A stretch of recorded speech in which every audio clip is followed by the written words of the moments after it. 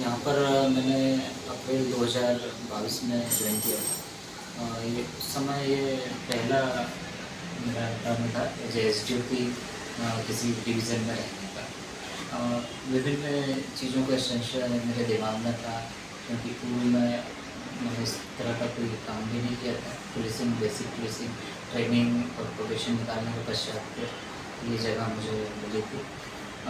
यहाँ आने के पश्चात ये भी था कि पूर्व के जो अधिकारियों ने इस डिवीज़न को जितने बेहतर से चला पाया है, उसको समझा है, नियमों को समझा है, कानूनों को समझा है, तो क्या मैं उसको चला पाऊँगा या उन लोगों की समस्याओं को समझ पाऊँगा, लॉ एंड ऑर्डर को देख पाऊँगा।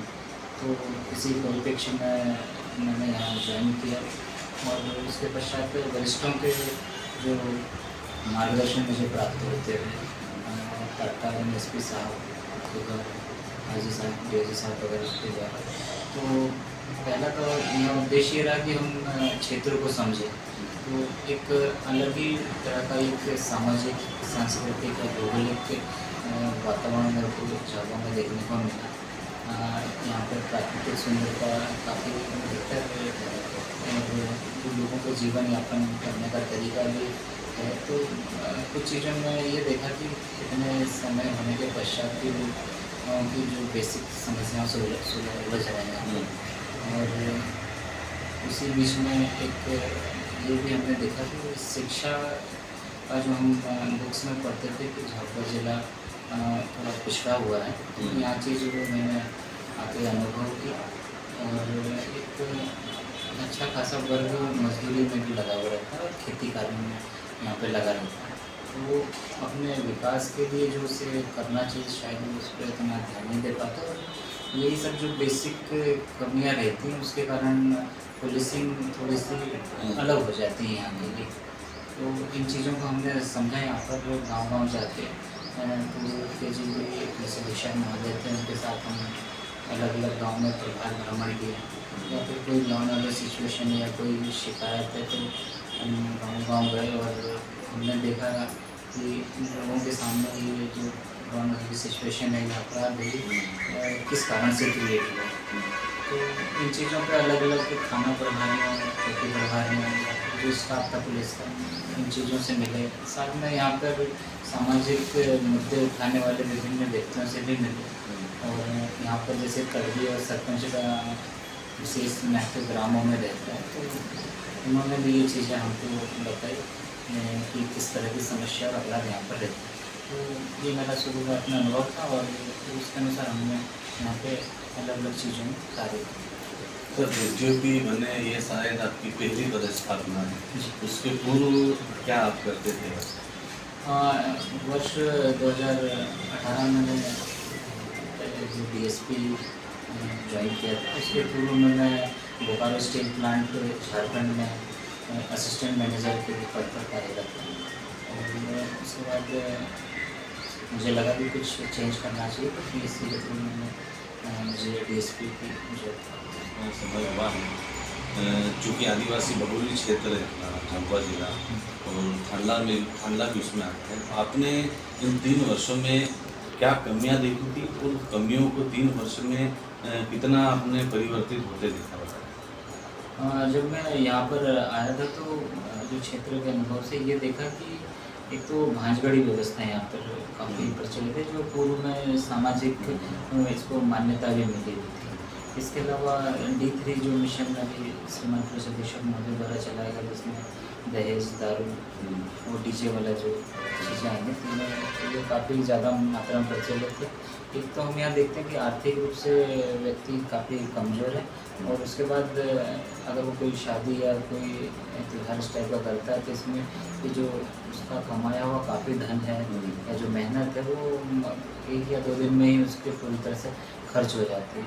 तो वरिष्ठों के निर्देश में हमने D3 मिशन चलाया और इसमें सभी जो लोकल समुदाय के सरपंच तड़वी सम्मेलन भी किए गए और काफ़ी NGOs और श्रीमान पुलिस अधीक्षक महोदय के निर्देशन में उसको काफ़ी कड़ाई से हमने पालन करवाया और इसके काफ़ी अच्छे परिणाम हमको वर्तमान में देखने को मिल भी रहे हैं और झाबुआ संभव तो पहला जिला होगा जहाँ पर डीजे पूरी तरह नहीं का प्रतिबंध है। इसके अलावा जो दहेज वाली जो चीज़ें थी यहाँ पर वधू मूल्य खासतौर पर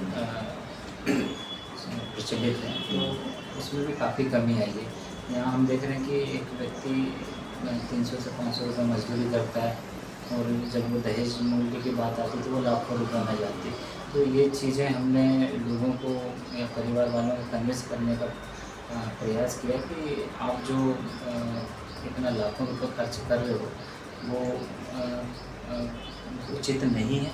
और कुछ केसों में हमने ये भी देखा कि उनके बच्चे भी इस पैसे को लौटा रहे हैं या जिनसे उन्होंने उधार लिए थे उनको लौटा रहे हैं। तो ये चीज़ें हमने लोगों के सामने ले जाके रखी। इसी प्रकार से शराब की बात है तो शराब के संबंध में सभी को बताया कि एक काफ़ी आम धारणा है सभी में शराब पीने की, तो इसको दूर करने के चीज़ों के बारे में बताया, खासतौर पे शरीर संबंधी और नुकसान के बारे में उनको बताया। तो इन चीज़ों को दूर करने में पुलिस विभाग के द्वारा विशेष तौर पर प्रयास किया गया। लोगों को ऐसा लगता है कि आपको लगता है वास्तविकता में आज के समय में पुलिस की जॉब है उसमें कठिनाइयाँ हैं, या जो लोगों का कहना है कि काफ़ी सरल है, काफ़ी अच्छा है पुलिस का काम, आप मानते हैं क्या? जॉब कोई भी हो, लेकिन एज ए पुलिस ऑफिसर मुझे लगता है कि ये वास्तव में अच्छी जॉब है, क्योंकि आपको एक वैरायटी मिलती है लोगों की समस्या सुनने की।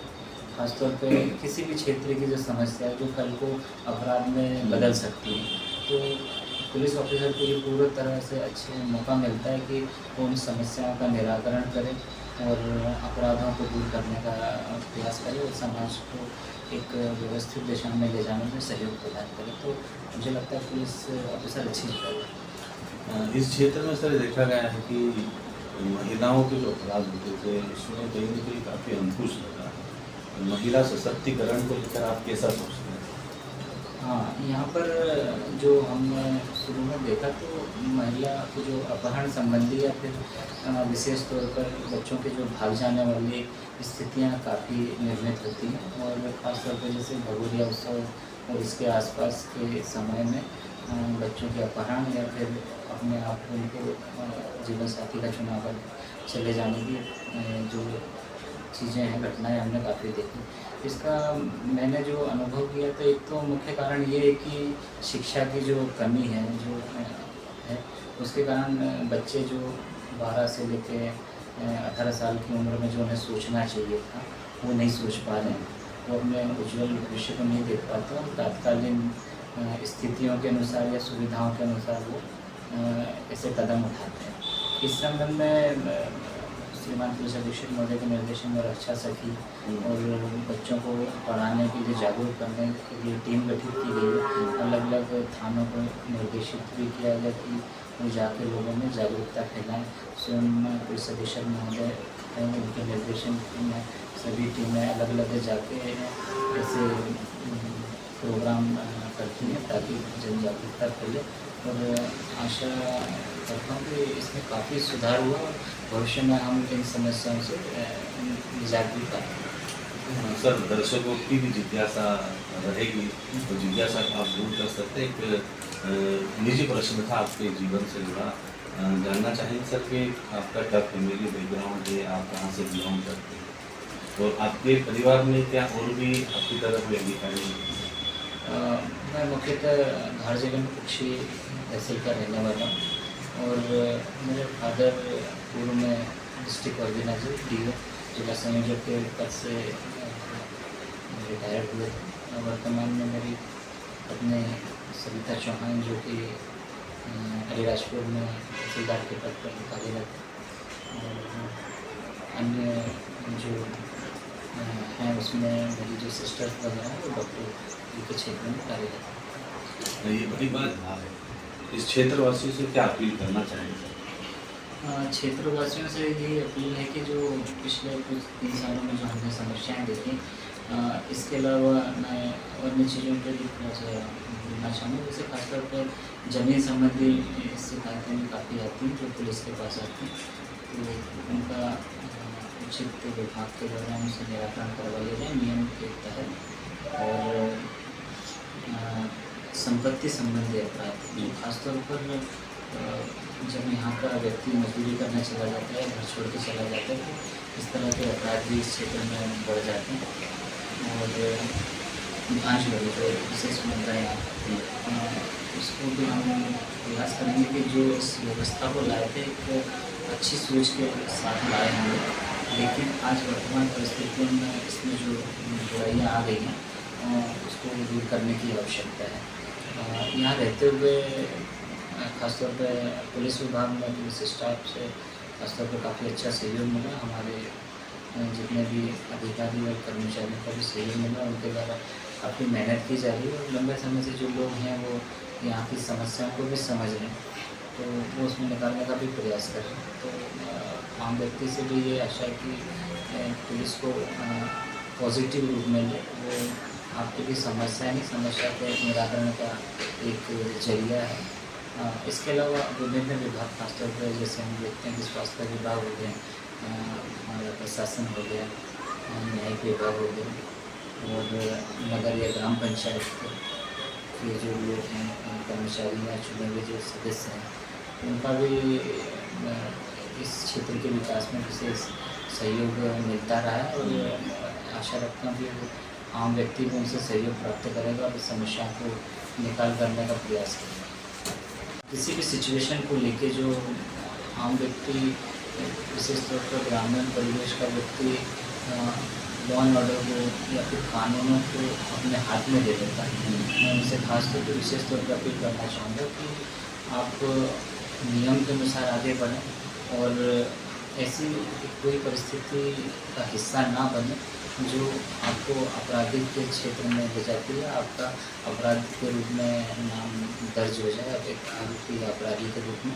तो एक जो हम देखते हैं कि आगे अगर कोई व्यक्ति एक बार इन क्षेत्रों में पड़ जाता है, अपराध के क्षेत्र में, तो उसका निकलना थोड़ा सा मुश्किल हो जाता है। तो सभी व्यक्तियों से एक बार फिर क्षेत्र की जनता का मैं बहुत बहुत धन्यवाद भी देता हूँ कि उन्होंने 3 साल तक हर चीज़ में मेरी सहायता करी और पूरी इन समस्याओं को समझाने में या मुझ तक बात पहुँचाने में मेरा सहयोग भी प्रदान किया। तो उनसे उम्मीद रखता हूँ कि वो नियमों कानूनों के तहत कार्य करेंगे और पुलिस का इसी तरह से सहयोग देंगे।